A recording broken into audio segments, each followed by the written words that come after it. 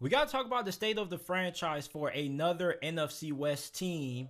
And that team is the Seattle Seahawks. Now, Seattle went 7-10 this past season, and they missed the playoffs for the first time in a very long time. And, you had the injury to Russell Wilson, but even when Russell Wilson came back after that injury, it kind of took him a while to get back to the Russell Wilson that he was before that injury. And then on top of that, the offense kind of struggled to click at times. The defense still wasn't all that great. And Seattle ended up missing the postseason. Now, one of the biggest questions that many people had about the Seattle Seahawks going into this offseason has already been answered. And that was, what is the future of Pete Carroll? Pete Carroll is still the head coach of the Seattle Seahawks.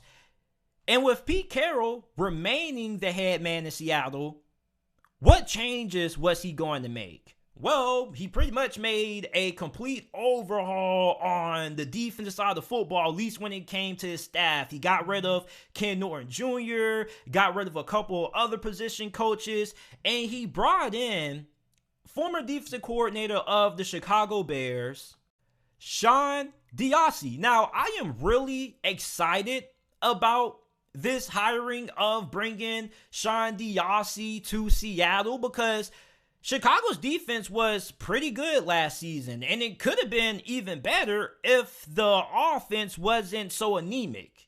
So by going to Seattle, okay, now you're wondering, what changes is Sean Diassi going to make to Seattle's defense? Now, also, okay, while we're on the topic of Seattle's defense, what's going to happen with Bobby Wagner? He has 1 year left on his deal, and he has a $20 million cap hit slated for this year.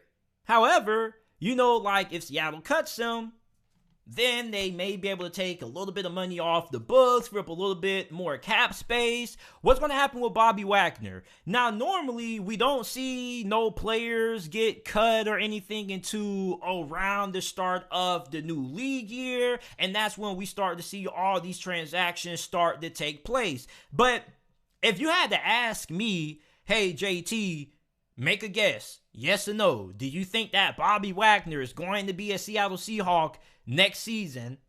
I think he is.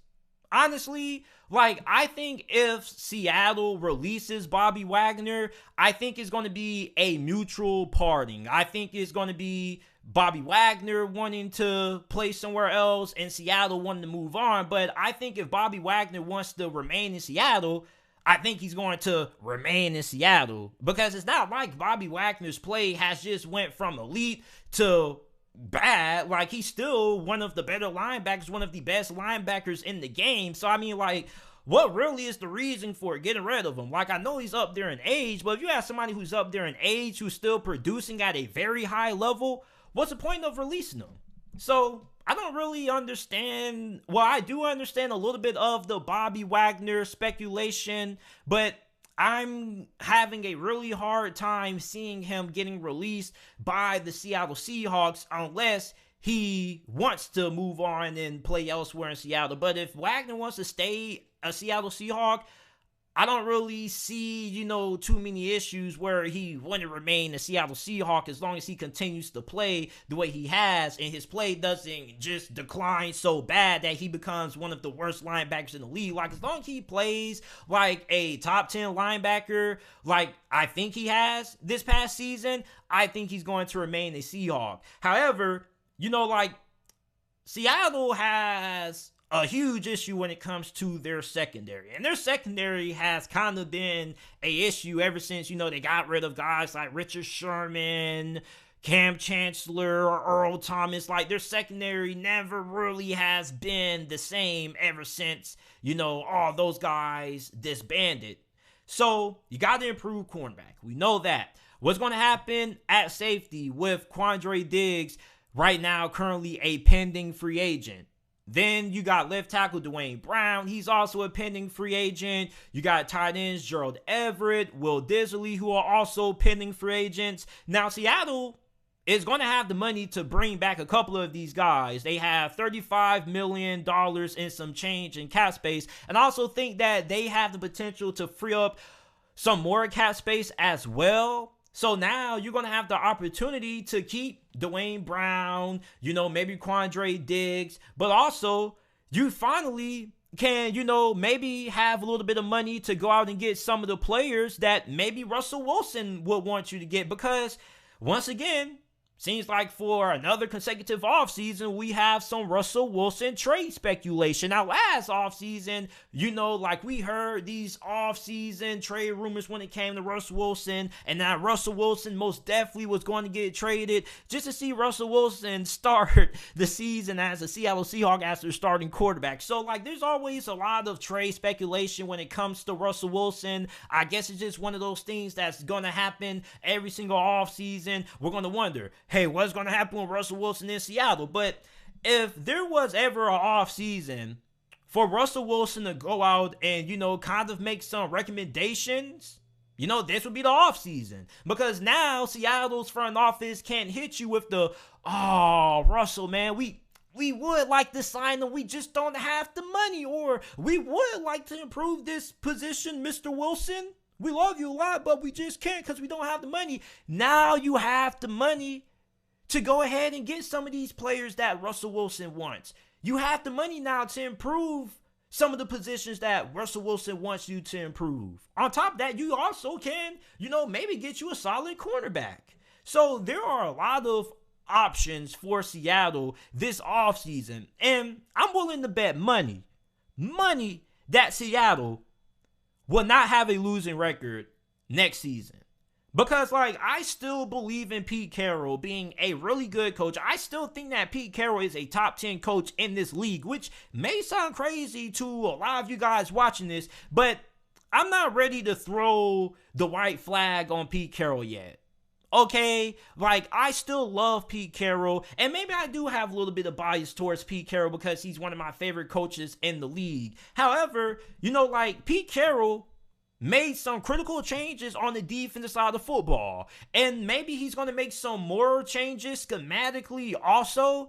So I think that Pete Carroll is starting to recognize that, hey, what used to work for me a couple of years ago isn't working now. I have to make some changes. And that's what Pete Carroll is going to have to do if he wants to remain a head coach in the NFL. Because as you get older, there are going to be more and more people who are going to start questioning, your ability to adapt.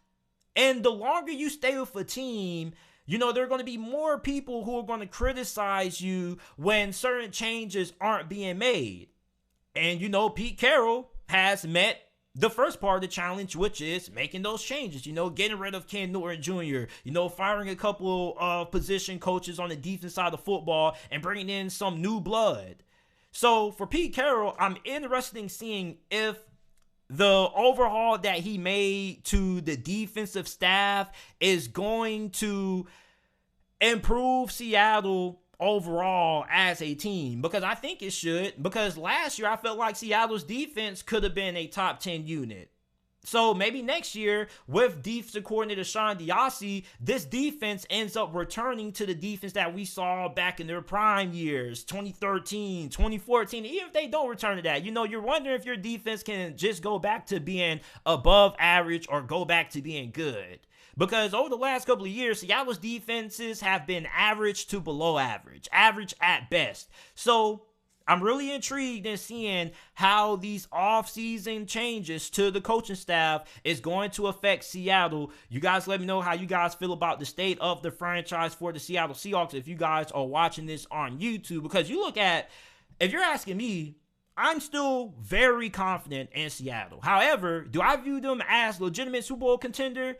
Not really, but I wouldn't be surprised if next season end up making a run at one. They could have the time to do so depending on how they address, their positions of needs this offseason. But I definitely feel like Seattle is going to bounce back, and that this franchise right now still is one of the best and one of the best well-ran organizations in all of the NFL. Like, I know I repeated myself, but basically what I'm trying to say is that Seattle is still one of the top tier organizations in the NFL. They may not be the best, but they're still in that conversation. I still think that this is a well-ran franchise. I still think that Pete Carroll is a really good head coach. And maybe I'm somebody who, I'm still a little bit hesitant to accept the fact that Pete Carroll isn't a great head coach anymore. Maybe, the game has passed him by. It's time for Seattle to part ways, or it's time for him to hang it up. But for right now, I'm still very high on Seattle as an organization, and I expect this team to bounce back next season. However, I'm still going to be keeping my eyes out on what they do this offseason.